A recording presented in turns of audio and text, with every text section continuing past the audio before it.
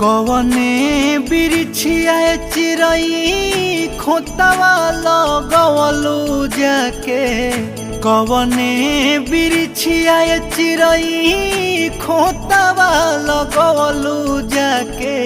सुन कही के आंगना